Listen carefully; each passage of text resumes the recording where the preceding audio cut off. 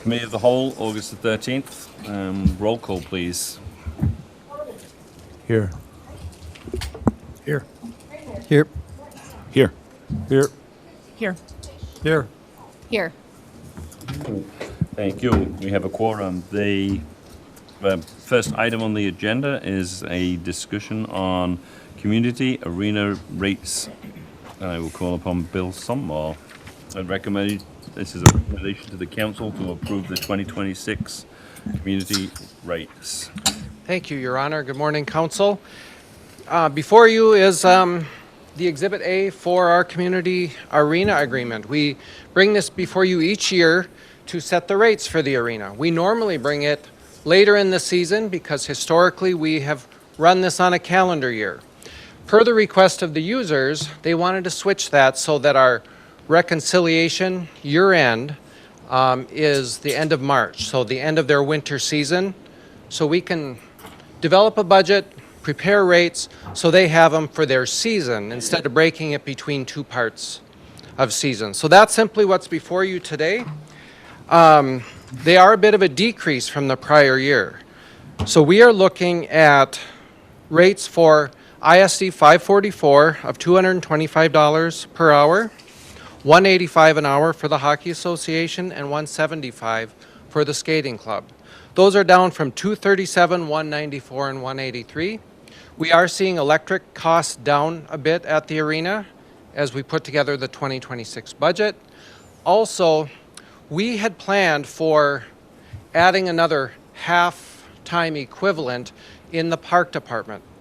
We had never filled that, so we allocated half of one of our arena employees' times, moved them out to the parks for part of the season. So moving half their salary out in an effort to cut cost at the arena.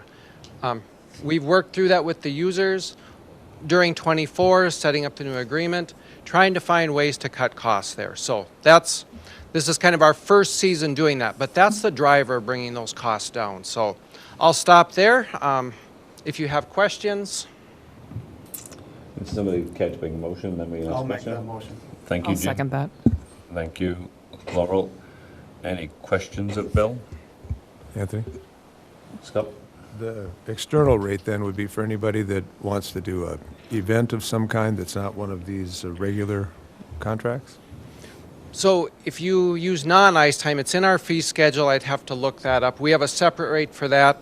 But then external rate here, yeah, for, For a you know, concert or something? if X group wants to come in and buy a couple hours of rates, that's that 195 that's still in our fee schedule. And when I look at the cost per hour over the entire year, that's about where it falls. And we'll continue to refine that as well as we go forward too. But today we're setting it for these three groups because that's what this Exhibit A goes to that agreement. Laura? Has there been any change in like the amount of hours the user groups are going to be obtaining? No, not for 25. Or for 26. We did change that going from 24 into the new contract in 25 where we combined.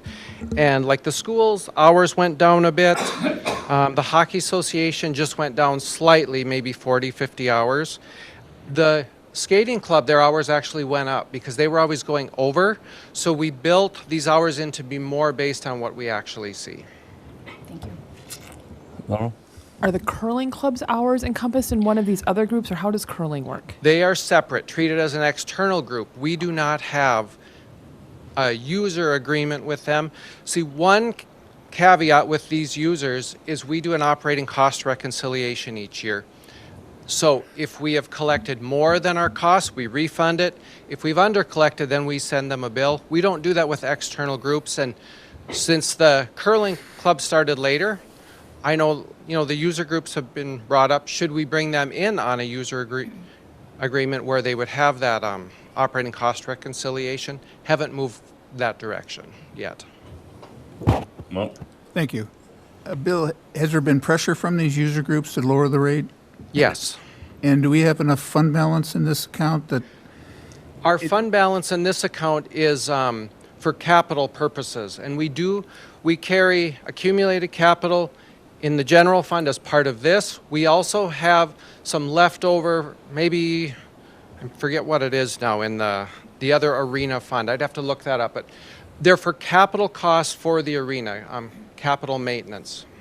So, Yeah, and I guess but that's we where I'm don't- going. We don't carry forward, we do that operating cost reconciliation, so we don't accumulate based on operations, but for capital. And I'd have to look that up. If it's 200 and some thousand in the general fund portion and another 200 to 300 in that other fund.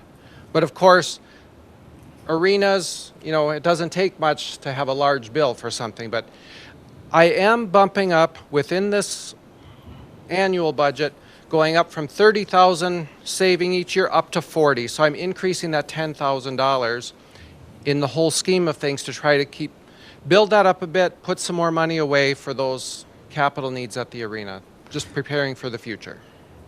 And you're covering that with these lower rates. Correct. That's in here.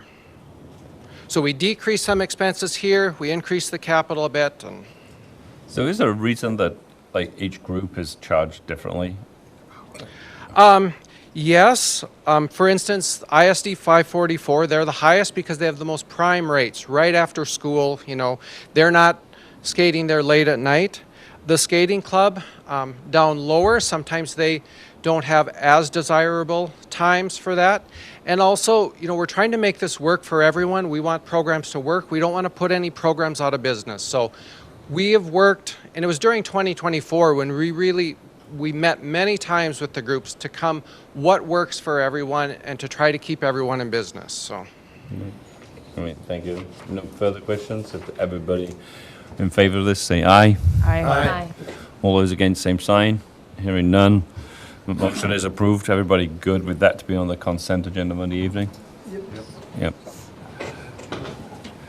The next item is a fire department ladder truck update. We'll call upon the fire chief, Ryan Muckow.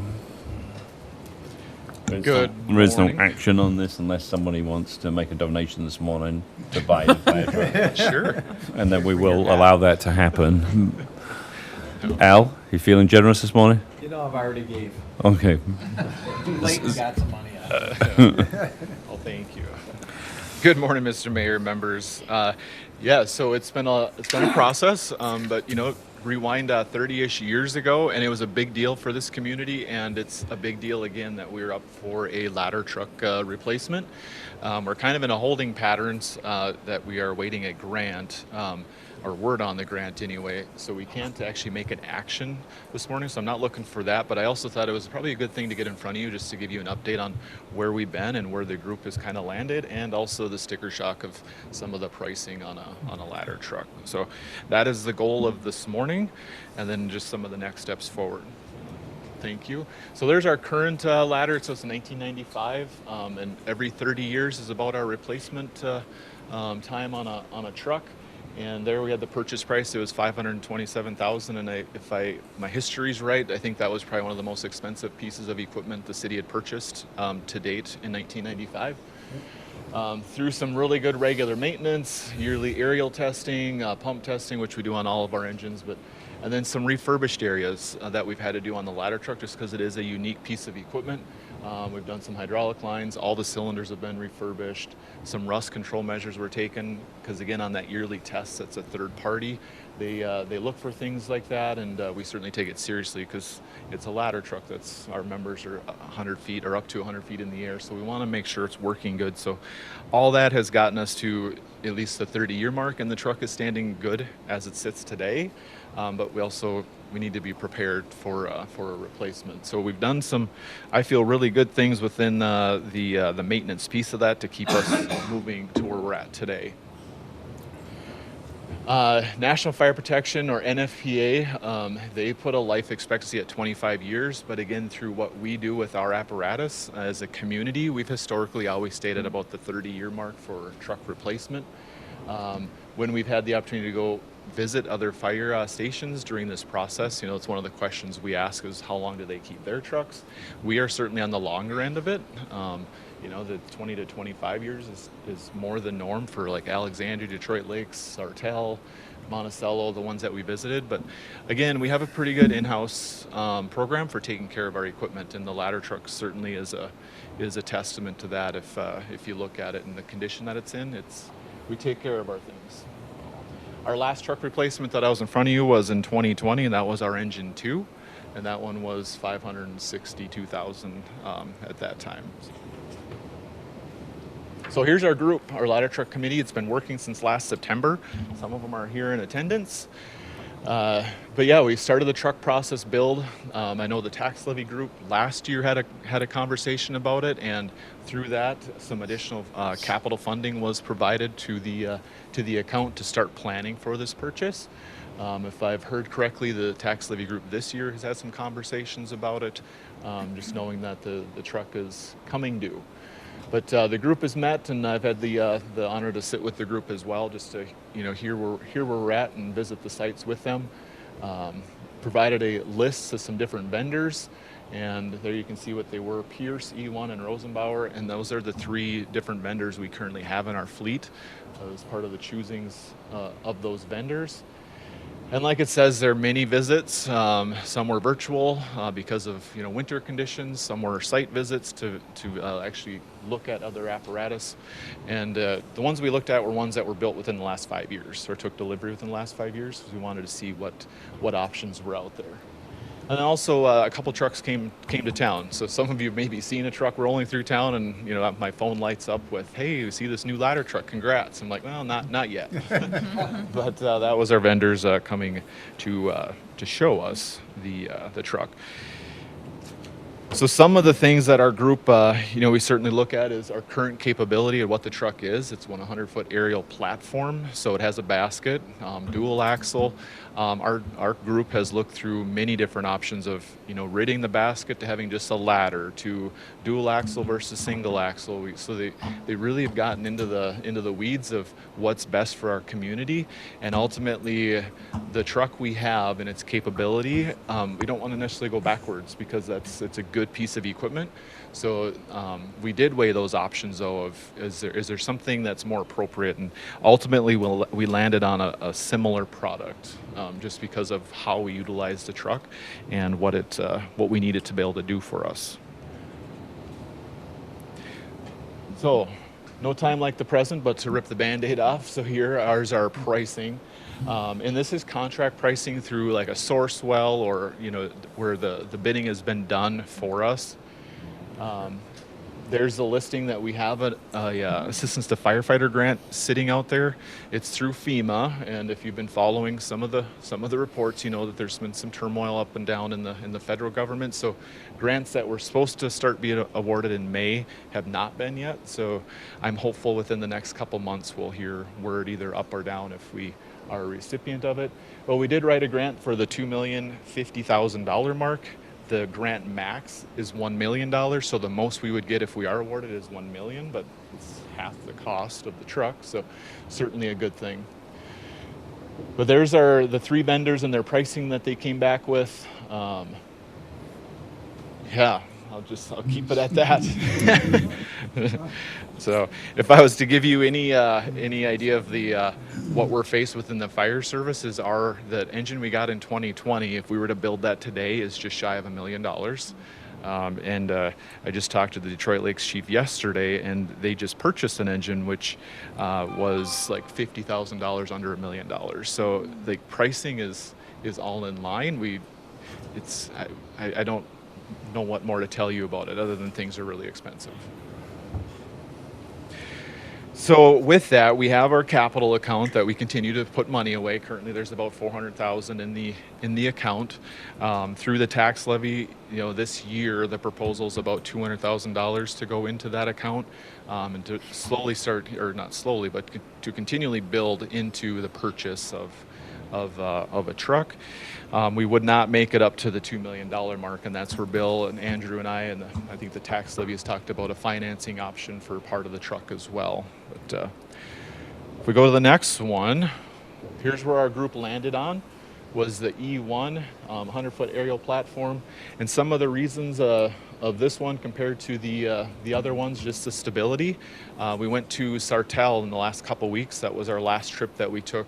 They took delivery in 2023 of an E1, and actually that area, there's several E1s in that area, but the group got to go and ride the platform, drive it, and really the stability is what got the group. It kind of was the catch on saying this truck it's solid, and it would be a good use for our fleet. Aerial control features, each one's a little bit different, but we certainly had good aerial control pieces. Compartment space, just because their outrigger system is different than the rest, you actually gain compartment space. It is similar to our Engine 2 truck that we got in 2020. It's the same manufacturer, so that would have some similarity for our fleet. Warranty, they actually had one of the better or best industry warranties. And then pricing, it was within about $50,000 between Rosenbauer and E1, and we felt as a group that yes, it's a little bit more, but it has the benefits to outweigh that cost. So with that, like I said, not looking for a decision this morning, but as a group, if we can field questions, and if we don't have answers, we'll work on finding answers for you until we hear word from the grant, and then I guess I would be looking for if be the will of the council for us to enter into a contract to build it. The other piece of it is with E1 is it's just under a 4-year build. So with our truck being 30 years old this year, we're still 4 years out from taking delivery. So that's another 4 years on a 30-year-old piece of equipment. So that's why also we want to get it in front of you, and my hope is to have a decision, this year, so we can be ready to sign that, and then that gets the truck into the queue with the manufacturer.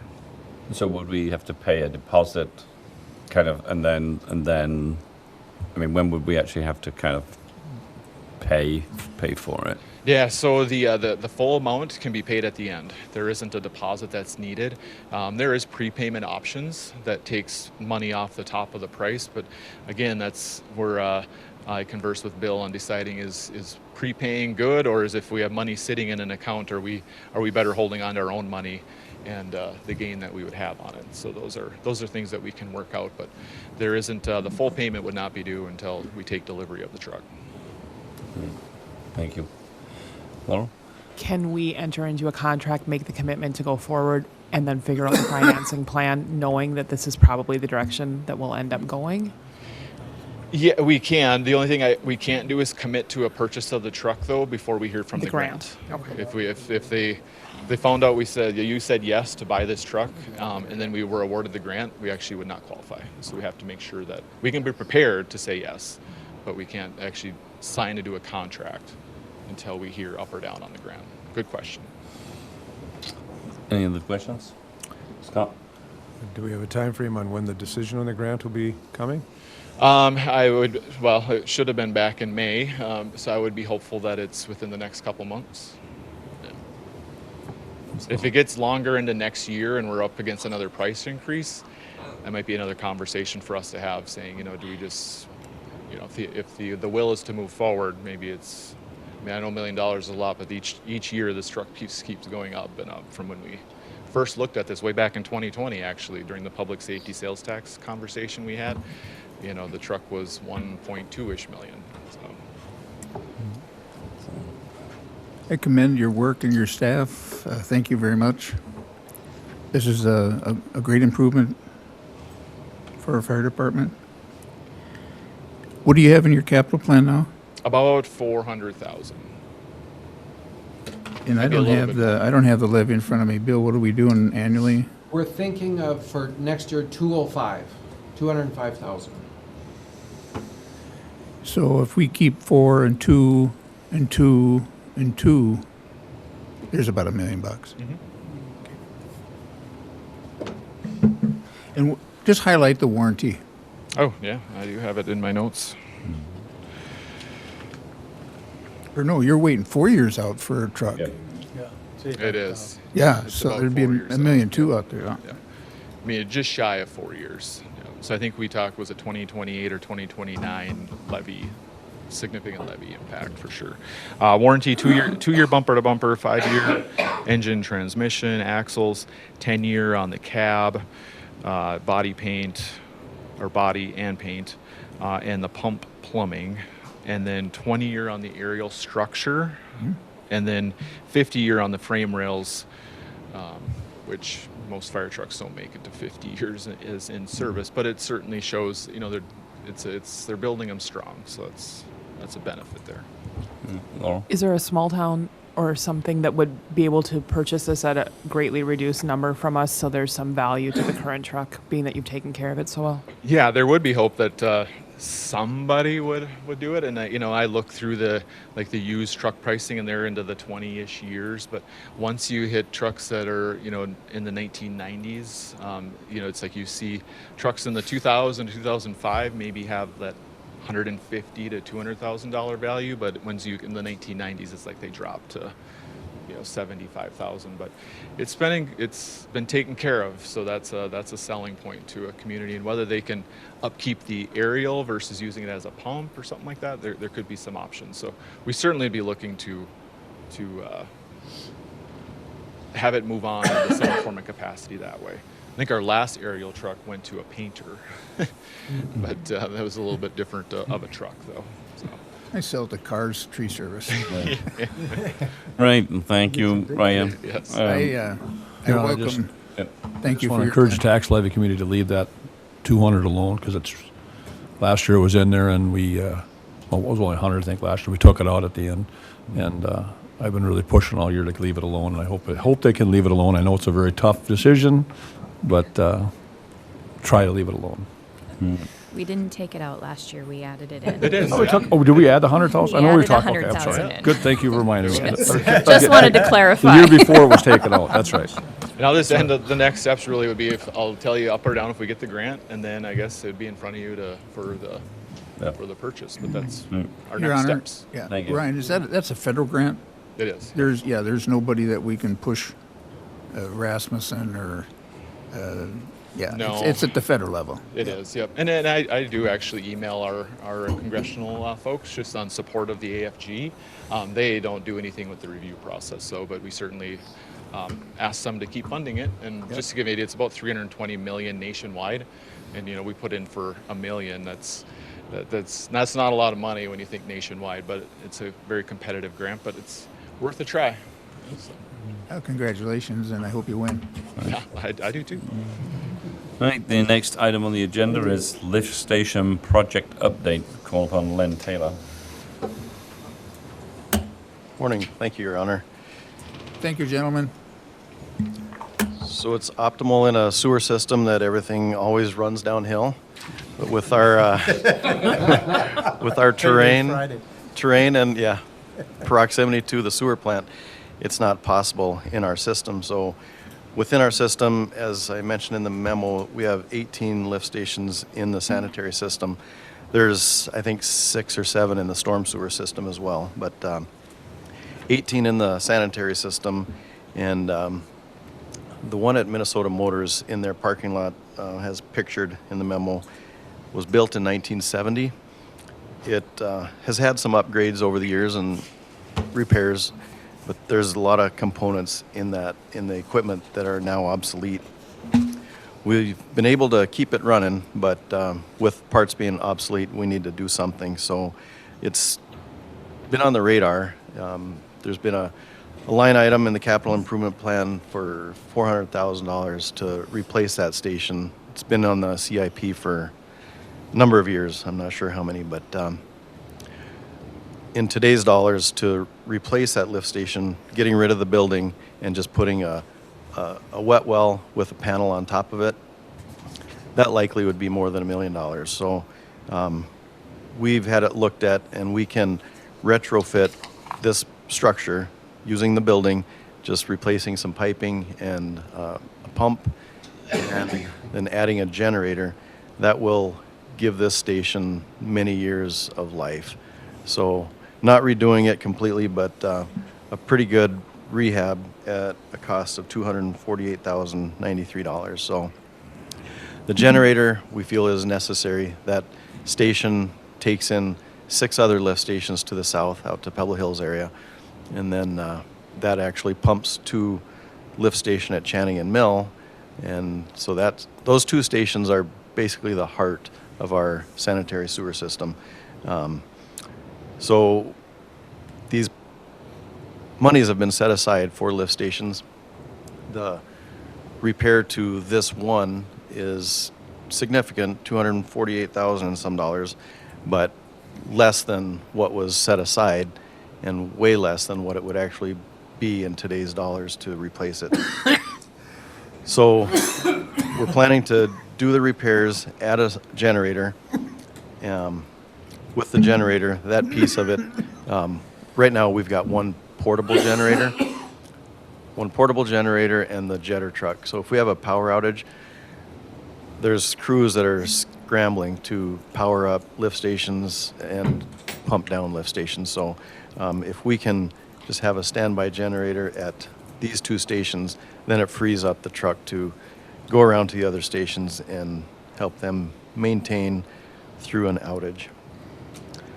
So that work is planned for using that CIP money that was set aside. It was earmarked actually for 2026, but we're going to move it up to 2025, get the work done, and then along with that, the other lift stations that I noted in the memo, there's work that needs to be done at a number of them, but not as significant definitely as Minnesota Motor. But in total, it's another $200 and some $1,000. So I don't see it in my memo here, but it's there. 247. So it's half again as much almost as the one station, but it's repairing, replacing components on a number of stations. And these would all be done as individual projects, just time-wise. We could not shut down all these systems and do them all as one project. So we're going to just pick them off one by one, starting with Minnesota Motor as being the most priority project. Any questions? So you're not looking for any decision today, this is just an update? Just an update, yes. Scott? The work to do this repair, is it something where you bring in some outside contractor to do most of the work, or do our city people do most of the work, or share? How do you see the actual work being done? It will be done by a contractor for the most part. We will have staff on site. For instance, at Minnesota Motor, we'll have to bypass pump that, so that station will be out of commission for a day or 2, so we'll be bypassing that station and our staff will be handling that.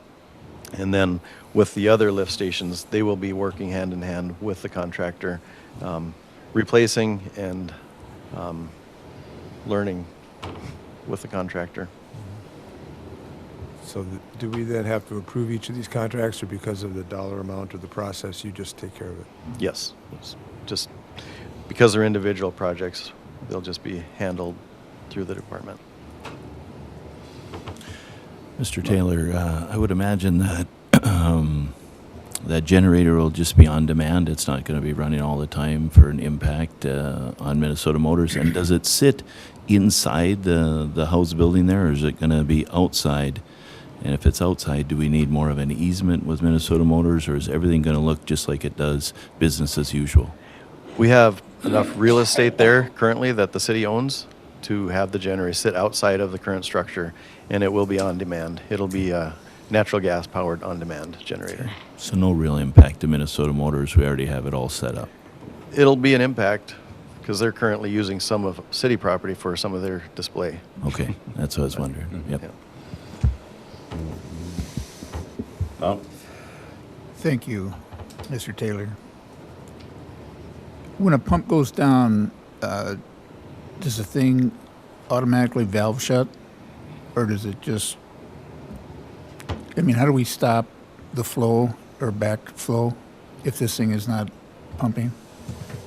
So if it's not pumping, the sewage that's coming to it just keeps coming. Right. Yeah. And so eventually it backs up into the mains, and then we buy basements. Yes. Yeah. That gets really spendy. So There is no protection if power is out at the station to the system.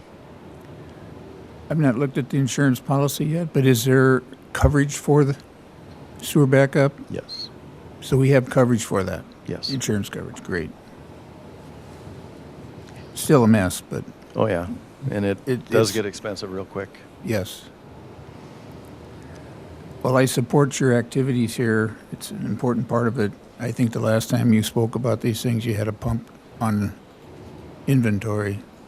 Are they going to be all mutual kind of pumps, or are they all different sizes? Each station is sized differently for the amount it's taking in and pumping out. Yep. But each station has a duplex system, so 2 pumps in tandem. So there is some redundancy in every station. And with this work that we're doing, we're going to be standardizing all the pumps throughout the stations through the city. Right. There's where I was going, so that you get one on the shelf, something happens, it's bing bang. Right. Right on. Parts and, yeah, exactly. Thank you for your efforts. Thank you, Len. Can I add one side note? Yep. Just unrelated totally to sewer, but streets. We were made aware that the manholes on Union were not on the punch list to be repaired. So that was, I think, July 15th. By the next week, July 22nd, they were repaired. So that's just information if all of you haven't driven Union yet. Yeah. No, I think it's pretty good. They've been knocking them off down Union, so Yeah. it's good. Thank you, Len. The next item on the agenda is easement relinquishment. Clara Beck, and it's a recommendation to the council to authorize and record the relinquishment of easement document. Thank you, Mr. Mayor. This is related to the La Schwab development that's coming to town. During discussions during the planning process, there was a utility easement that had been in place for many years that the city engineer and the developer felt would be better served by simply deeding that property over. So they're asking, La Schwab is asking to finish this up by having the city relinquish the existing easement, and then the utility access will be maintained through the deeded property. So the simple request is to relinquish the easement so they can move forward with that deed work. Does somebody care to make that motion? I'll offer that, Your Honor. I'll Thank second you, that. Scott. Thank you, Laurel. Questions? Mrs. Beck, is there anything in the utility easement right now under the ground that we know of? Yep.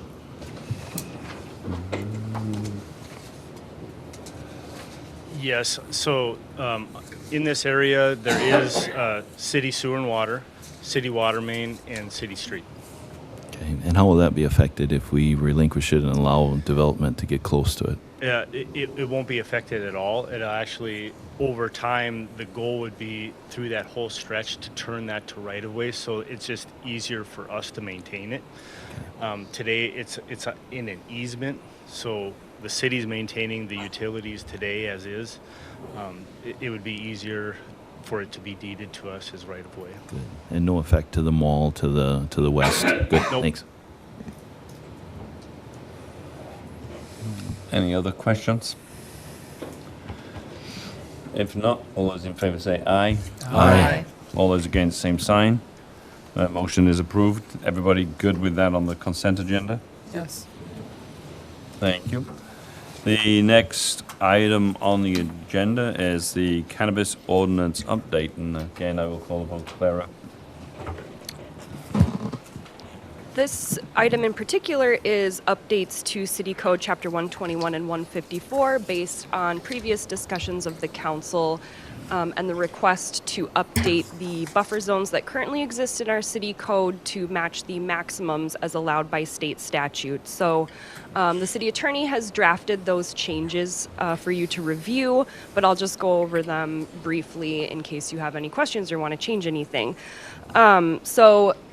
Right now, Chapter 121 is going to be amended to read that the buffer zones are 1,000 feet from public or private schools and 500 feet from daycare facilities, residential treatment facilities, attractions within public parks that are regularly used by minors, including a playground or athletic field or other cannabis businesses. You'll note that there are two ordinances in front of you. So one of them is amending Chapter 121. One of them is amending Chapter 154, which is our zoning code.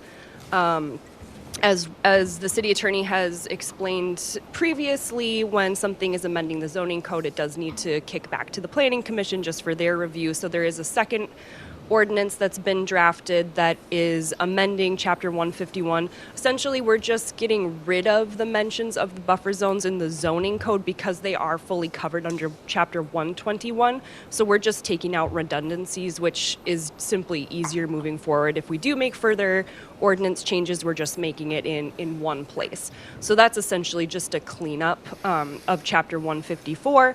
So that will get sent back to Planning Commission. They'll review that and then send it back to council to approve.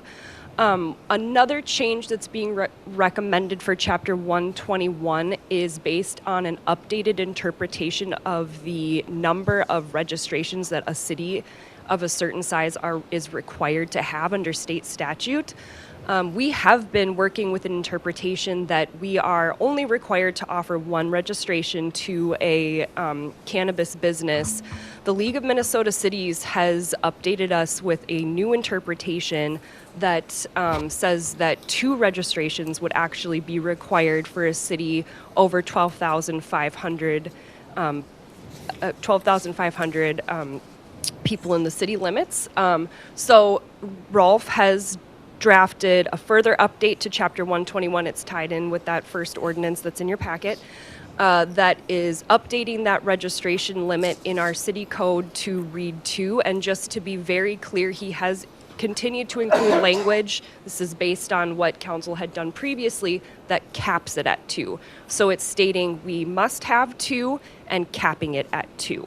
So that, if you want to discuss or ask any questions, we're happy to try to answer. This is a very new interpretation, so we don't have a lot of answers about what led to the change, but we are including it at the recommendation of both the league and the city attorney. Somebody care to make a motion? I'll offer it. and get Thank you, going. Scott. I'll second it. Thank you, Jim. Discussion? Mrs. Beck, I want to make sure that the community knows that these buffer zones will not affect the existing applicants that have applied to our city or anything going forward with them, that their buffer zones are still 250 feet and not at the new numbers. Is that correct? That's correct for applicants currently. You will have to think about how you will want that to affect future applicants for reapplications for IUPs. Because you could read it several different ways, that you could enforce those new buffer zones or that you could grandfather them in, so to speak, but you'd probably want to add further language in order to do that. But any current applicant, no, will not be affected. These changes will not go into place until there have been 2 readings at the council level, and then there's been a publication timeline of, I believe it's 10 days. 15 days, then it would be in place. Then would be in place. I know Mr. Nicomo is not here today, but can you provide us the Minnesota statute that states that you have to have 2 cannabis dispensaries in the city?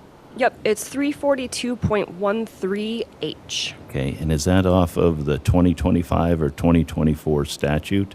Is there a difference between the two? There is not a difference. So if I went to that statute today and I pulled it up, it would read 2 cannabis in a city of 12,500? It would read that 1 registration, so let me back up a little bit. The language in the statute did not change. It's the interpretation that's been given by the entities who are enforcing the statute that has seemingly been updated. So the language is the same from when the statute was first put in place. So if you go in now and you look at the state statute, the website where they have it all listed, at the very top it will say changes during the legislative session have changed this section of text, and it will take you to a newer version, but you will note that there is no change to section H in particular. That language is the same, and it says a city, I don't remember it fully offhand, but no, it doesn't. It does not use the number 2, but it says 1 registration per 12,500. Yeah. What was the statute again? I'm sorry. It's chapter 342.13, section H.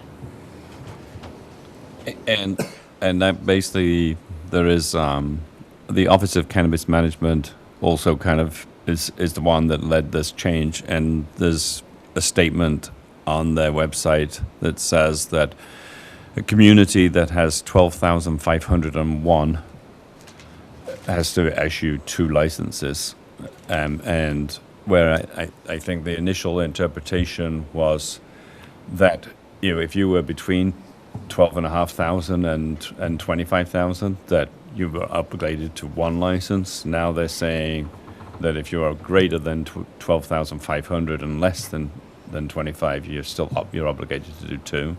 Yeah. The concern for me as a council member is I have the statute in front of me, which is the law of the state of Minnesota, and it says the same, 1 registration for every 12,500.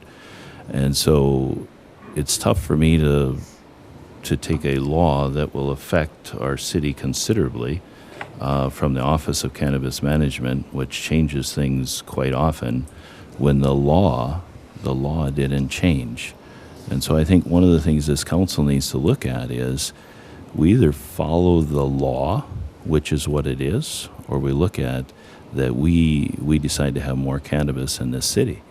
And I don't know what that interpretation is yet. I don't know what the council's appetite for that is. But I'm still, unless Rolf can give us a different law, this is the law, and it was pulled up this morning, that 1 cannabis per 12,500, no matter what people recommend.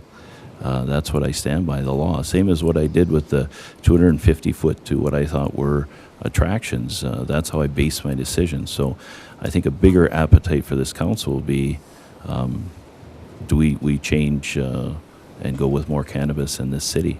And I don't have that answer today. But I would encourage us to stick with what we've done to this point, because the law still says 1. Your Honor. But our ordinance says that we can have 2. Up to. Up to 2. By law, Yes. you can have as many as you want. Yes. There is no Yeah. there is no cap on how many you have. But to comply with the law is you have to have 1. And that's Yep. what the law says. We can't sit here today, no matter who I am or we are, and not do any. So the law says you have to have 1. It's a council's choice if you go with 2, 3, 4, or 5, or up to 2. It's just to interpret to me when I sit here that I have to do 2 when the law still reads 1 is difficult for me to take. You know, if the law changed today and it said fewer than 2 registrations in the law and it had changed, then it's the law. So I think I like to follow the law in whatever I do, and then it's up to the council if they want to go above and beyond that. Go ahead. I just want to read, it's, to paraphrase, it says, to no fewer than 1 registration for every 12,500 residents. We have always read it the same way that Councilmember Mortensen is reading it. OCM is reading it differently. And I reached out to the league last week and I tried to argue exactly what Councilmember Mortensen's arguing. And they said that they are having to go with the interpretation of the OCM as the agency that's going to oversee this area of statute. And, you know, I think everybody's willing to admit that's not necessarily crystal clear when you say no fewer than 1 registration for every 12,500 residents. And so, you know, it's up for interpretation, and to be on the safe side of things, that's where the recommendation is coming from. If I'm making a personal decision, I agree with Councilmember Mortensen that it reads that way, and that's what we've done from the very beginning.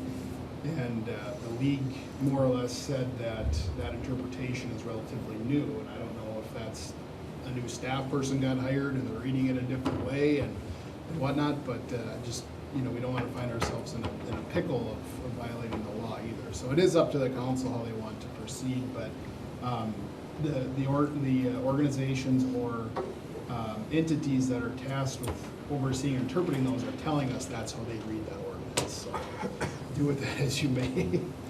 And interpretation is a huge part of the practice of law. So the law will read a certain way. That's what what legislatures have decided upon, and then it does fall to people in the legal profession, people sitting at a dais to identify how that is interpreted statewide. So this is a difficult conversation, but necessary. Couple of things. First of all, it's my understanding, or is it accurate, that Rolf's recommendation as city attorney is to interpret this as we must do too? Has he made that determination officially? Yes. Okay. Then my second one is for the cannabis committee. I know Councilmember Job was on that. I don't remember who else prior to my time here. When we looked at the setbacks, it's my understanding from previous conversations, and I could be wrong on this, that maps were provided to that committee when they were looking at buffers, and that they had started with the largest buffers, and then they looked at where these businesses could actually locate, and then reduced it down because they realized there weren't very many places these businesses could locate with the original buffers that were the max by the state. Can members of that committee speak to that? So we have a little more history and can be reminded of that process.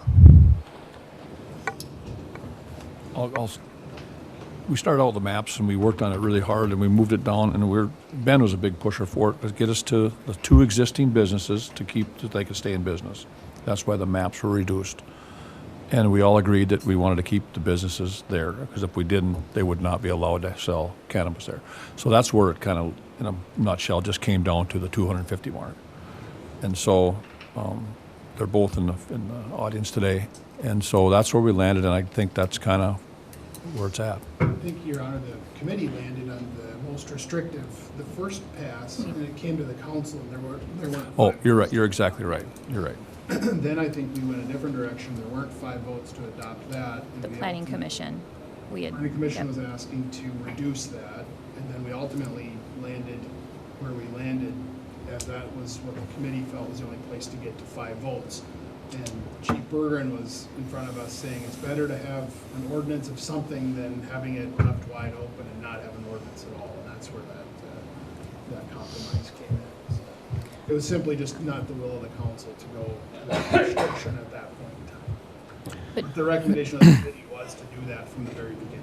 1,000 feet and then 500. Correct. 1,500, right? And yes, we. Would it be possible to have those maps distributed to the council? I was looking for them this morning. Right.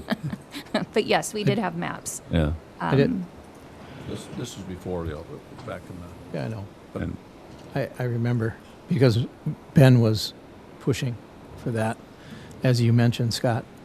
What I think is a very poor business practice for a decision-making body is to basically discriminate against other businesses to try to keep 2 others. But yet that wasn't done on Washington Avenue for a business that's been there since the 60s. I think that we're kind of talking out of both sides here. So what is it? Is it, are we doing this to try to save 2 businesses that's already there? Or are we trying to be fair to everyone and open this up to maybe the best option? I'm not saying it's not the best option. I'm just saying we need to look at our options. So that's where I'm at with that. I know that I just don't think it's a good business practice for decision makers to either help a business or not help a business, because it's been coming up quite a bit. We talked about the 4 businesses out at the mall, and this was talked about when Ben was the mayor, and I have an issue with that. thank you. Scott? I think something to keep in mind also is the conversation, everything you've heard here now had to do with the B3 zone. All of the adjustments in the conversation of whether to try and make it work for existing businesses and that type of thing, all had to do with the B3 zone. And the committee was encouraging businesses to look at B6, where we wouldn't even have to go through the IUB process. And so to answer your question about the history of it, I think that's important to remember as well, that a lot of these hoops that we jumped through, frankly, were just trying to find a way to make it work with the existing downtown businesses. But if a business wanted to go into B6 with no other permit requirements, IUP or otherwise, go for it, was the way that fell down. Now, changing the buffer zones won't affect the options in B6 for the most part. And so I think that would be just fine to continue going that way. But along those lines, I'd like to suggest that we take a look at zoning for B6 and what it would take to expand it. Because frankly, the reality is the B6 zone and how it actually is practiced is, goes from the old Sunmart all the way to Walmart. But right now, our map doesn't include that whole area, but I think it should. So what we would need to do to adjust the boundaries of our B6 zone is a separate conversation, but something I'd like to introduce when we have the opportunity to do that. And if I may, Mayor, and I'd also like to actually have Rolf answer that question himself instead of it being answered by Ms. Kildee about his interpretation or what he thinks. I don't think it's good when we try to speak for somebody else. I didn't answer it. I asked the question if he had made a recommendation. Well, I guess my one thought is, if we want to be business friendly, we want to encourage economic development. In my eyes, and I'm not saying that this is the path of the council or it should be, but the most business friendly thing to do here is to allow anyone that comes in that meets the requirements of location, let the market determine how many cannabis businesses we have, and that's the most business friendly approach to this in all actuality. I'm going to agree. I'm going to agree with everybody. I'm not an expert in this, but I know public health, public safety, different things, and this process, in my opinion, for our community, was a flawed process. And I think we're where we are today. I believe that the capitalistic market should do its work. I'm not in favor, from a capitalist business mindset, of limiting these businesses to 2. I think that was I'm going to say a small town kind of move. I think if you're in a larger community, if you had the buffer zones that protected the public health of our city, whether it was 500,000, whatever it was, so the city could see that, hey, they are following the state statutes and they're looking at protection of our public health. And if you talk with the public safety to see what their recommendations were, I don't think there needed to be a restriction on the number of cannabis things in here. I think you'd have had 1 down here, you'd have had 1 over there, you'd have had the maximum of probably 3 in the community. And then they would have did what business does.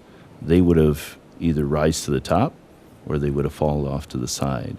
And so I think what happened here is the community fell into, let's protect the 2 that we have, which is notable, and you want to try to do that, but at the same token, it took over the whole process, and now we're sitting here in a very difficult position because we have 2 or 3 2 cannabis, 3 now, I guess, that are inside our old buffer, and we're talking about a new buffer. And so, my recommendation is that you stand by the 1 that we decided to have to do by law, and then we start looking at where we go for 2 or 3 or 4 as a group.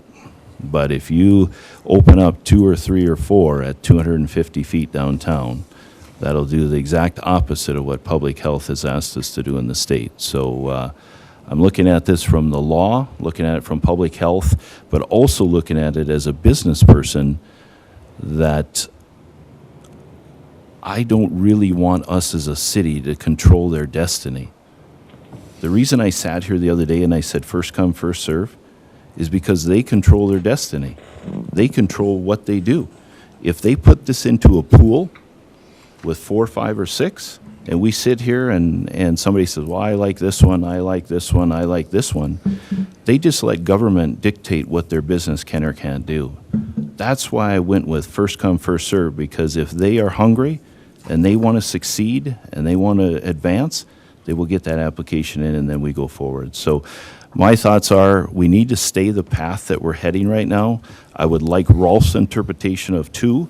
This council may get to 2 or 3 as we go, but for right now, I would recommend we stay with 1, wait for Rolf's interpretation, we move forward with the process that we're going, knowing that this thing is going to wobble and weave, and everybody just kind of take a breath and let's get this cannabis on the road in our city.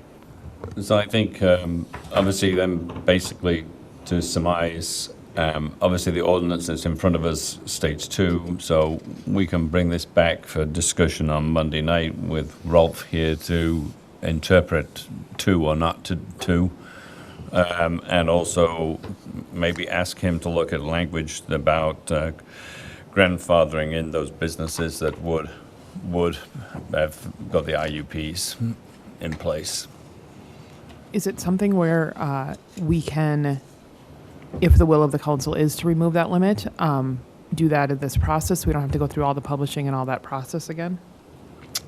I mean, that would be, I mean, the reality is the council can issue as many or as, I mean, whether your interpretation is 1 or 2, the council can, it's still got to come in front of the council to get issued a license. So we can issue more than the ordinance? So we can, well, if we can't, if the ordinance says a max of 2, then that's our max. But if the council wished to change the language to say, you know, at the determination of the council, we would issue more, that would be, language could be put in that would allow that. One thing we got to go back on is the people of the city didn't even want them here. I was one of them, didn't want them here, and so we had a lot of pushback about even having 1, and so then we decided on 1. We had to do 1, and then we opened it up for 2 because of competition.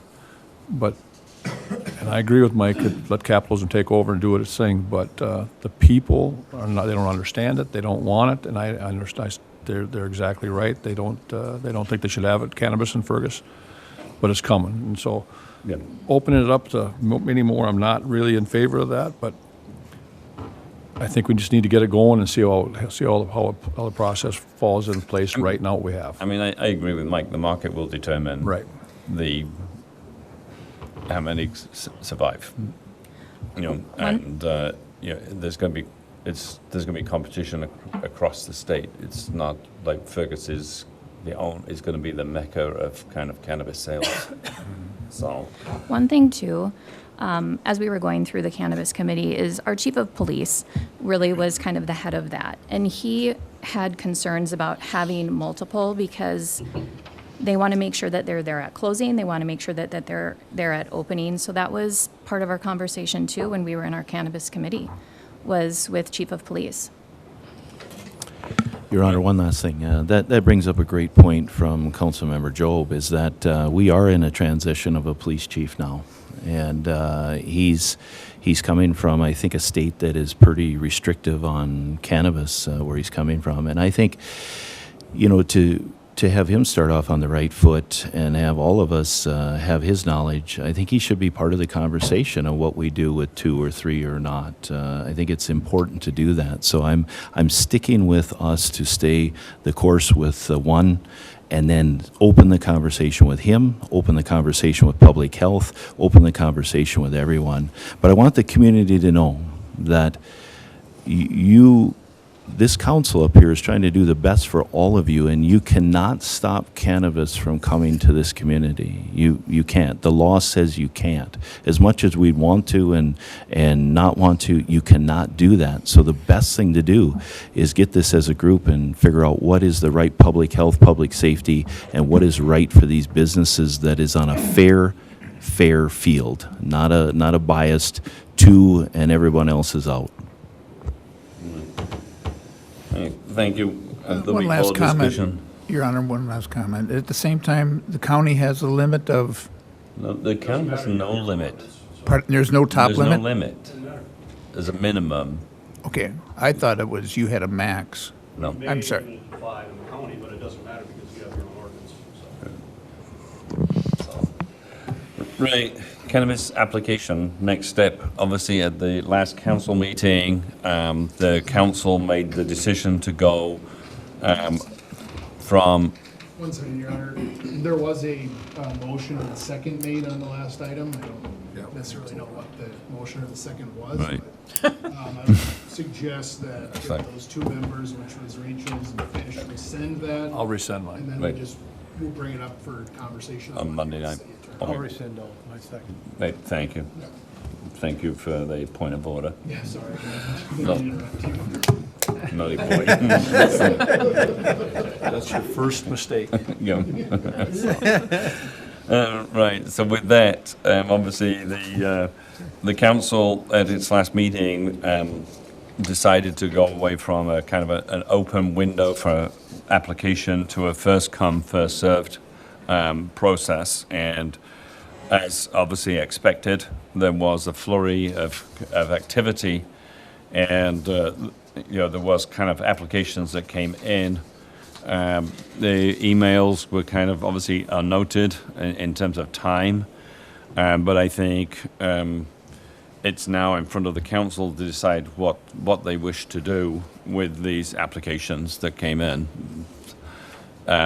We have 3 applications, one from Sugar High, one from VTDO, and now we have an additional one from NB2A Investments. So it's over really as much to the council. We now have formally 3 applications which we have to make a decision on. And how do you want to do that? Obviously, just for those in the audience, a decision will not, we can't make a decision today. We'll only make a recommendation that something goes to the council. At that point is where it's only in a council meeting on a Monday evening that decisions get made, up or down.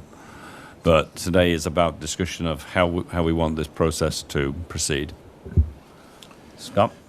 Well, to put a suggestion out there, this is what I would suggest, is what was presented to us was a scoring matrix and a process that involved a calendar out in September when we would meet and go through the steps of weighing which options to select. And I think that we should stick with what had been presented under that way to go forward. I think that was a fair process. It answered a lot of questions as far as, just what do we do and how do we do it, how do we defend our decision, and the question of whether it's first come or first serve. I think that just becomes one of the pieces of the puzzle in the scoring, not just the deciding factor. We're not on the national news or anything, and so for people to have known what we were doing and what we were asking and when they had to get this in and that in, I just think that has added a twist to things here kind of at the last minute. And so my suggestion would be that we stick with the scoring system that was suggested, the matrix, and the timeline that was also suggested, and move forward along those lines. I think that would change what we voted against. And we voted against doing that on last Monday evening and replacing that with a first come, first served process. So if we want to go back to have a scoring matrix, the council would have to now make that decision, reverse that decision. How does Almost that, seems consistent with how this has gone, doesn't it? Back and forth? It just does. how does that work with the fact that, was it passed that we were going to do the scoring if there were more than one applicant in December? I wasn't here at that point, but Yes. was that passed into ordinance as well? That was the purpose. That was the purpose of having, an open enrollment period. Right. Okay. So, I think we have applicants that want to talk. yeah. Is that possible? Okay. We'll start with this gentleman. Oh. It's okay. Go ahead. Ladies first.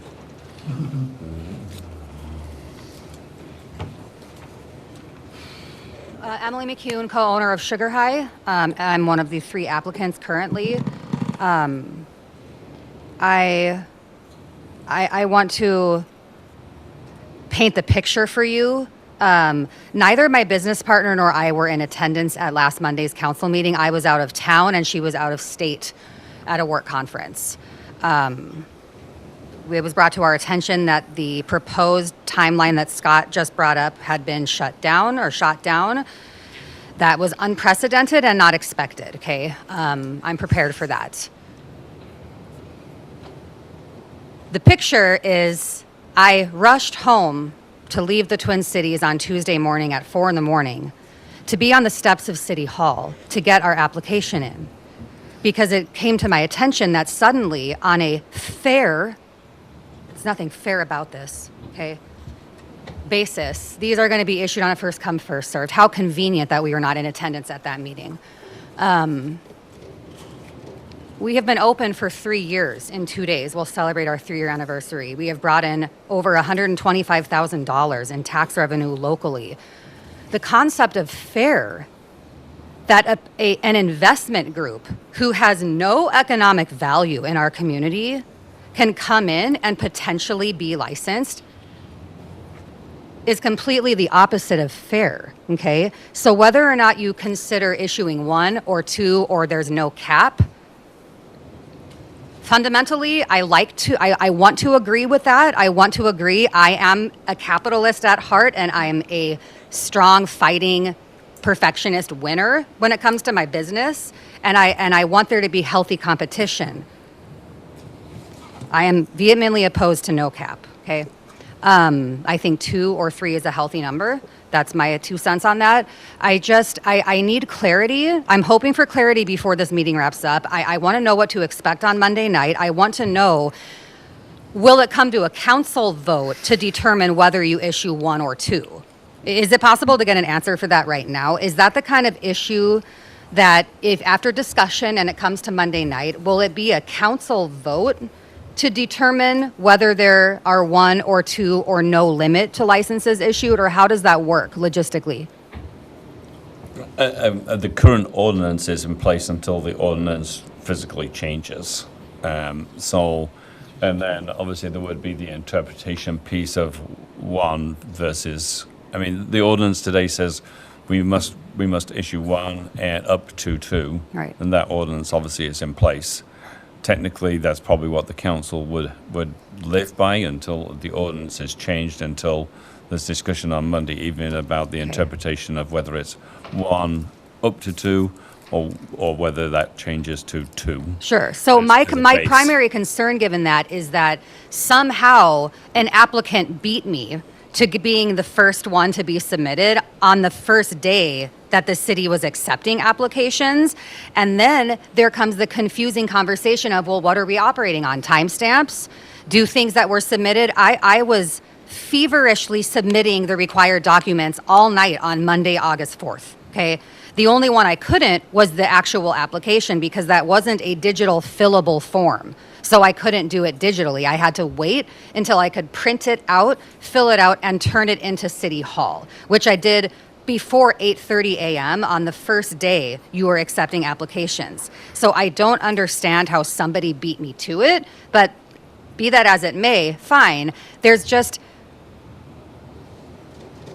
the vetting system that was proposed initially from Clara last Monday is the only fair, reasonable way to determine who gets the cannabis license or license is. The broken down structure of points.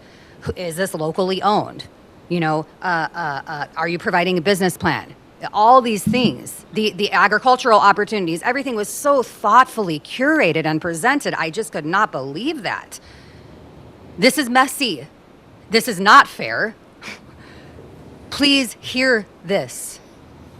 And I will honestly be anxious, but looking forward to Monday night. And thank you for answering that question. I'm not even still fully clear on what this is going to look like. I need to know how many are being issued.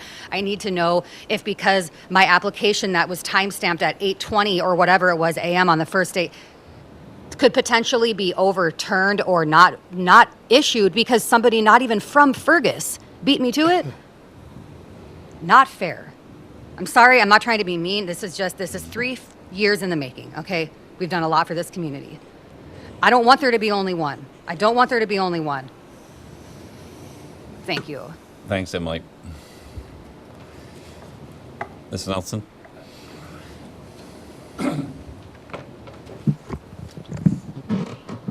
My name is Roy Nielsen. I'm one of the applicants for the licenses here. My competition, I guess, potentially here, suggested about why, you know, outside investment company is here in Fergus, and I'm basically I'm going to say I'm local. I don't mean local in terms of crazy, although people have questioned my sanity for getting into cannabis. But, you know, my family has its roots in Wapaton. My grandfather started Nielsen Electric over there in Wapaton. We've been coming up to Otter Tail for 50 years.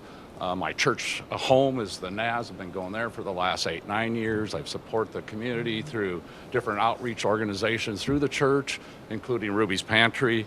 You know, I'm also small investor in Stead's Chocolate here. While he's not involved with the cannabis industry whatsoever, and I want to make sure you all understand that I am trying to source my chocolate from him for the business that I have in South Dakota. I already have 2 dispensaries over there. I'm going to opening up a 3rd one next month. I've got cultivation, I've got manufacturing. We're also looking at trying to do those things here in South Dakota as well. Just a little bit about me, because again, I am out of state. I admit that, but that's under the advice of accountants and lawyers. My heart, my head, it's on my lake home on Blanche. That's home for me, other than tax-wise. My background been in the pet industry. I've had 3 companies. I had 100+ employees. I dealt with 50 boards of pharmacy. I've dealt with the EPA, the USDA, the Department of Ag, the FDA. I joke if there's an A or an A-hole, I've dealt with them. Or I should say my team has dealt with them. So, I've done regulated stuff. So, that's where I'm really advocating that you look at the merit base. If my competition, based on the criteria is selected, then so be it. But I just don't want to have people think, oh, I'm this out-of-state investment group, because I'm not. I'm a local. I'm here almost every Sunday for church, Walmart, but who doesn't go to Walmart? But anyway, also part of my organization is that we give back to the communities that we're in. We formed a nonprofit. We've supported different organizations. We probably would have done something with the firefighters here. Part of my business plan also requires you, the city council, to approve selling me land. Also some rezoning there. But if you sell that chunk of land, maybe that's something else that can go, to help pay for the fire department, that you're not having to raise taxes or other means of. So yeah, we've got plans for Fergus. We got plans for this state. We're asking for, I would probably side with Councilman Mortensen and Kill that, let the market decide. Ultimately the customers decide. I understand Councilman Rachel's concerned about, cannabis and the fears of the unknown, and that's part of my mission as well. I went from pets to pot. I changed one letter, E to O, but that change in that one letter has really changed people's perspectives of me. Where I was high regard of the community, but because now I'm in pot, I'm this horrible criminal. I'm a drug addict. I'm all these things, but none of that has changed. Who I am is who I am. We give back to the community. We support those organizations that are in need, and we try to do everything right. My last FDA investigation that they had routine had 0 observances. That just doesn't happen with the FDA. So that's why I'm advocating for remove the cap. It shouldn't be just one. You guys have that power to make that decision, how many there are. I know you don't want it rampant. I'm all for setbacks, keeping away from schools, keeping away from parks. I'm all on board with that. I understand we have to check IDs. I'm all for all the regulatory stuff that I've done that stuff already in South Dakota. I'm trying to bring my business over here. And so anyway, I ask for your consideration, to review the city ordinance from December of 24. Look at the, what the criteria is for the 2+, for, if you have 2+ applicants, and, the decision is yours, and I'll respect it. So thank you for giving me the opportunity to speak, and I'll take any questions if you have any. Any questions of Mr. Nelson? All right, thank you. Thank you. Thank you. So basically, Chris? Chris Stock, Fergus Falls, owner of Elevate. I know you guys didn't hear my name be called during that whole 3 people were applied. We're working with a different person to try to get into this industry because we weren't picked in the lottery. So we were hoping that you guys would stay course on that 30-day window, because we've almost sealed a deal with somebody else, and we were really hoping for that timeline, or else we would have been a little bit harder at trying to close this deal. So we'd still love to be in Fergus. I don't know if that's a possibility at this point or not. Whatever you guys decide, it is what it is. I'm a business person. We'll go to somewhere else if we have to, but I'd still love to stay in Fergus Falls. We've done a lot for this community. We've never asked for a thank you from anybody, but we've donated up to this day about $30,000 into this community in the 3 years we've been open. Yeah, that's all I have to say. I do like, capitalism, to bear it out and, see who comes to the top. And a merit-based system, I think, is a very fair system to use in this case when you're only giving out a handful of licenses potentially. So yeah, thank you for your time. Thank you, Chris. Are we still taking, if they finalize something, they can still submit at this point? Is that correct? Yeah, I mean, we're not stopping applications coming in. But, I mean, we basically need direction from the council as to what they wish to do with the 3 applications that we have.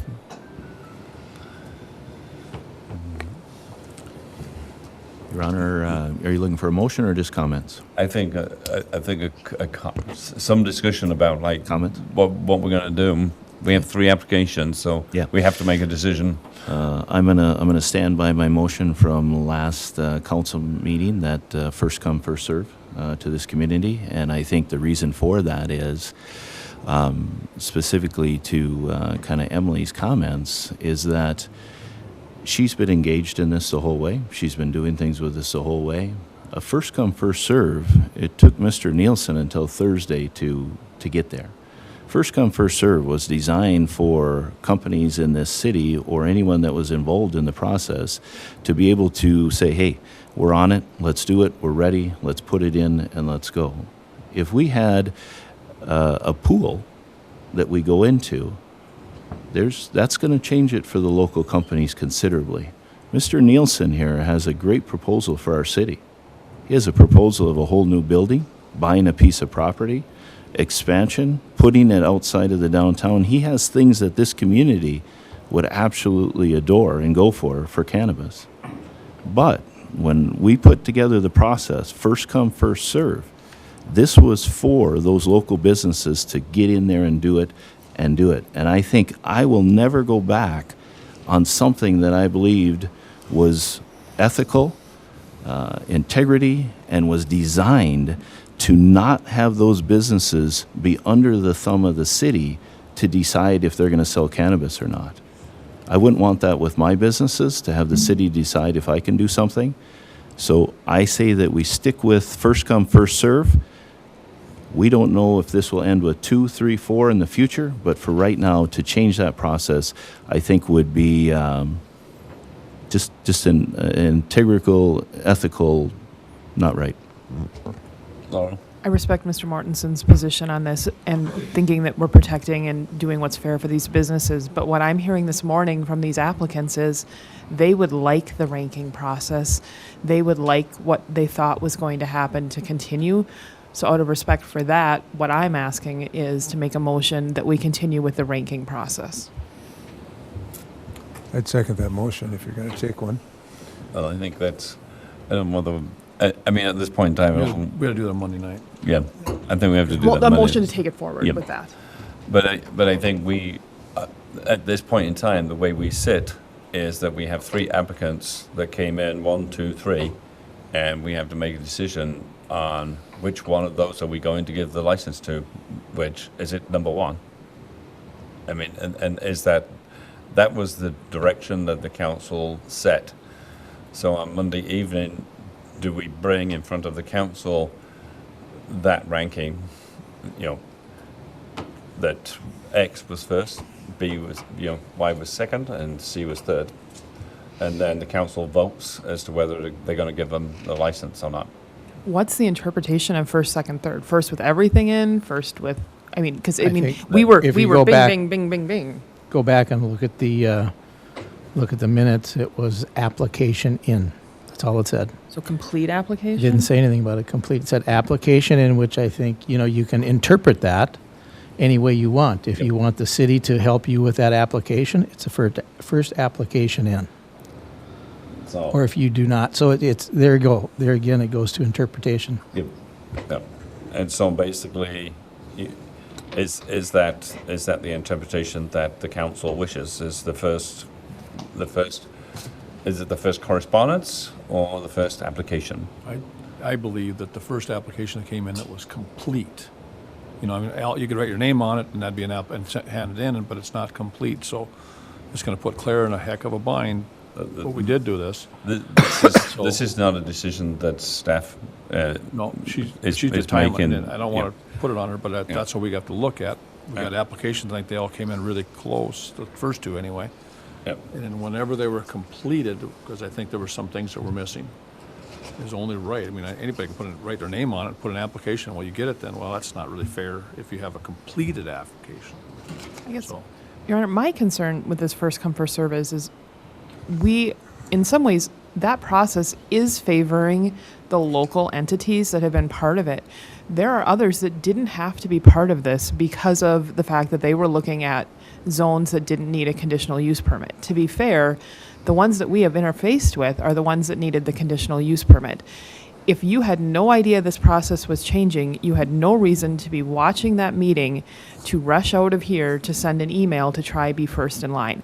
I'm concerned about the fairness of that. I understand if you're ready and you're ready to go, but we had no blanket way of communicating with the general public this was opening at 8 o'clock that Monday night. And I'm concerned about the fairness of that. But that's what the council voted for. And I think that I mean, that's- personally, that- I regret that decision. Right. I mean, that was a decision of this body, was to change it from a matrix-based analysis to a first come, first served basis. So Can we move this to this body would then on Monday evening have to change that if that's what they now desire, to go back to something different, to be We could make a motion to move it back to that Monday night discussion about this and start all over. So on And Monday open that up. evening, we will put it on the agenda then to have a discussion on application process, so that we can have this discussion again Monday. And at that time, we can entertain motions and either We can do something tonight. Yep. Today we can't do nothing. But basically, we now have an obligation to the three applicants. So we have to make a decision at some point. So we'll be back on the agenda Monday night for discussion. Your Honor, we do have a motion and a second again. We do? I can pull it. Scott, you want to pull yours? Second? Yeah. I'll rescind mine. Yeah. Yeah, with the comment, I guess just to reiterate what you said, that if we were expecting to use this as a real piece of the deciding factor, it should have been announced as a part of our plan from the beginning. Just in the same way that the state said, okay, if you want to be in this business, we're going to have a lottery in June.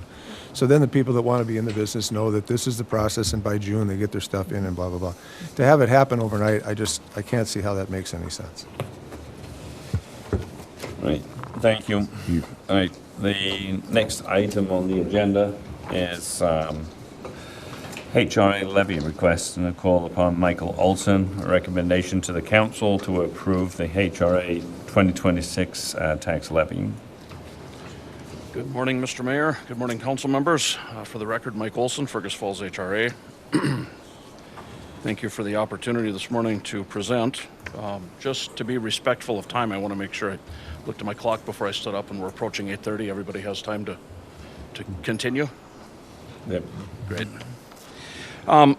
Just a couple of things to start out with, I guess, from the letter that was provided in your packet this morning.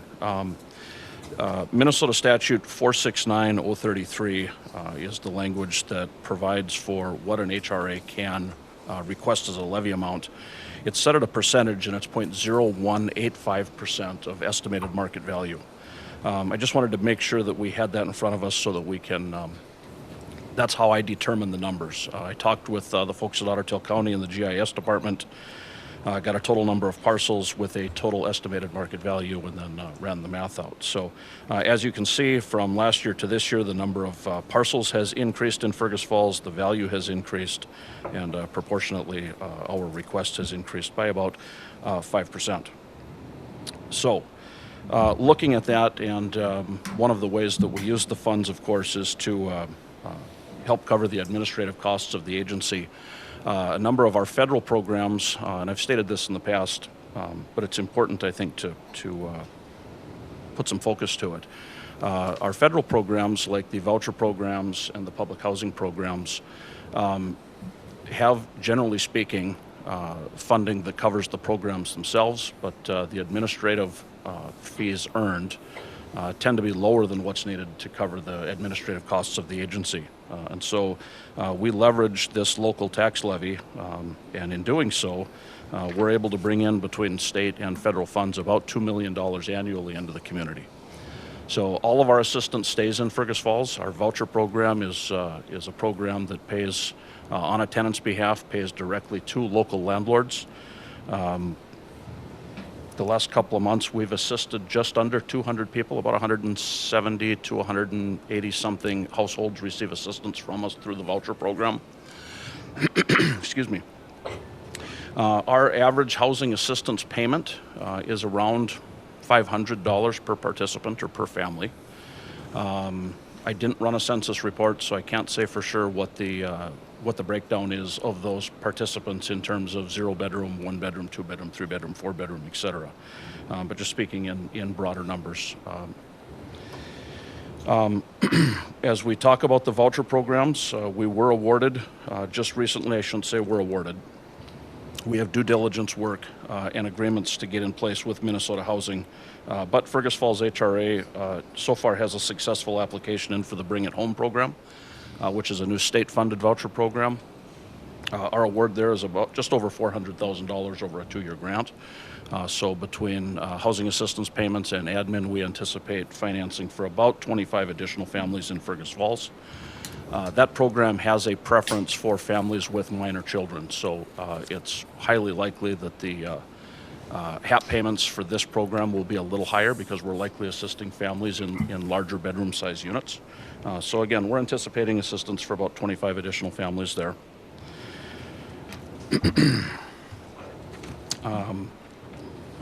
I think maybe the last thing I'll touch on here quick is, the most recent presentation I've had an opportunity to do with council is the development that we've talked about at 801 Stanton. The application was submitted ahead of the deadline, which was June 12th, and the Minnesota Housing website does not have a date for an award, but they're saying that awards for the infrastructure grant will be announced this fall. So I'm optimistic that we have a good application there. I think that was a good-looking project, but I know there's a lot of competition for that, so fingers crossed. Any questions from council members? We get a motion. Thank I'll you, second Jim. that. Thank you, Laurel. Any questions of Michael? I appreciate what you do, Mr. Olson. We've had long conversations. To be honest, at the last levy committee, I says, what would happen if we went to 0? And we understand the services that you provide that bring in other things. But in your words, if there wasn't a local Fergus Falls HRA, what would happen?